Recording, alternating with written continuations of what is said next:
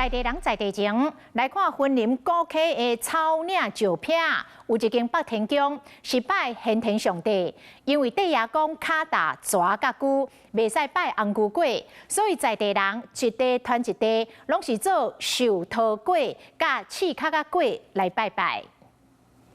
石壁的阿姨阿婶是就做过准备北天宫庆典要用的祭品，不过新品唔是一般庙里定看的红牛粿，是这份红烧桃仔形的红桃粿，在地人拢称这叫做寿桃粿。较早一直传承落来的一个迄个美食就是迄个寿桃粿。伫咧祭品内底，万能看到在地人的饮食文化。寿桃粿对因来讲是一种感情的食物，若是拜完，就发予大家。